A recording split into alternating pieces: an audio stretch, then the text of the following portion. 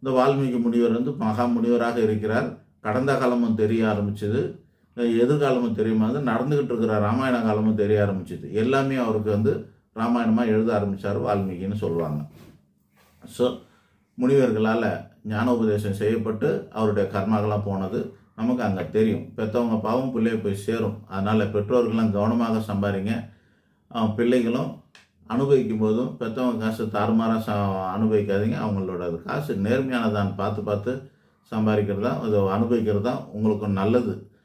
ஜாதகம் நல்லாவே இருந்தால் கூட 5 கிரகம் உச்சமாக இருந்தால் கூட சரி, அதையும் தாண்டி பெற்றோர்கள் பாவம் உங்களை வந்து வாட்டும். எச்சரிக்கையாக இருங்க.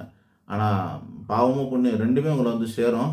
அதில் புண்ணியம் வந்து சேர்ந்தால் நம்ம என்ன பண்ண போகிறோம்? நல்லது தான். எல்லாம் பெற்றவங்க புண்ணியம் அப்படின்னு சொல்லுவோம். கடவுள் புண்ணியம்னா கடவுள்லாம் புண்ணியம் செய்ய மாட்டார். கடவுளுக்கு நம்ம செய்த புண்ணியம், அவ்வளோதான். நம்மளோட முன்னோர்கள் செய்த புண்ணியம்னு சொல்லுவாங்க. முன்னோர்கள் செய்த புண்ணியம் நமக்கு வந்து சேரும். அந்த மாதிரி இருக்குது. பாவம் புண்ணியத்தை இதில் பாவத்தை வந்து தான தர்மலாம் பண்ண முடியாது, தானாகவே வந்து சேர்ந்துடும். புண்ணியங்களை மட்டும்தான், அது ரத்த சம்பந்தமாக இருந்தால் தானாக வந்து சேரும். அது இல்லாதவங்களுக்கு தானமாக தான் கொடுத்தாகணும். தானமாக தான் அந்த புண்ணியத்தை இன்னொரு ஆளுக்கு கொடுக்கணும். இதில் இன்னொரு விஷயம், பரிகாரம் செய்யலாமான்னா அதுக்கு மட்டும் கொஞ்சம் யோசிக்கணும். பரிகாரங்கள் அவங்க விருப்பம் இல்லாமல் இன்னொருத்தர் செய்ய முடியாது. ஒருத்தரோட விருப்பம் இல்லாமல் அவங்களுக்கு பரிகாரங்கிறது ஒரு மன்னிப்பு கேட்குற மாதிரி, பாவத்துக்கான பரிகாரங்கிறது ஒரு மன்னிப்பு கேட்குற மாதிரி. இப்போ என் பிள்ளை இருக்கிறாங்க, என் பிள்ளைக்கு வந்து இந்த மாதிரி கடவுள் நம்பிக்கை இல்லை, அப்படியே கடவுள் நம்பிக்கை இருந்தாலும் ஜோசியர் நம்புறதில்லை, அப்படியே நம்மளால பரிகாரத்தை நம்புறதில்லை அப்படின்னு இருக்கிறான்.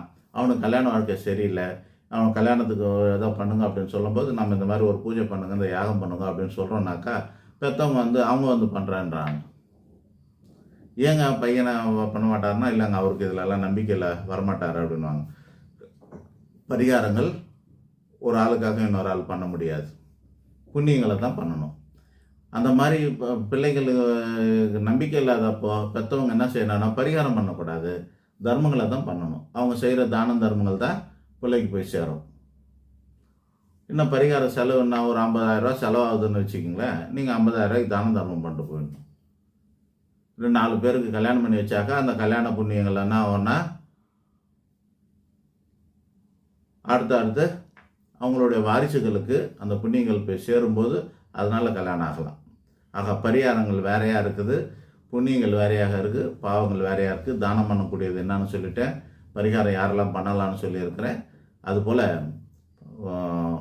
பாவம் மட்டும்தான் தானாகவே வந்து சேர்ந்துடும். எச்சரிக்கையாக இருக்கணும்னு சொல்லியிருக்கேன். நன்றி, வணக்கம்.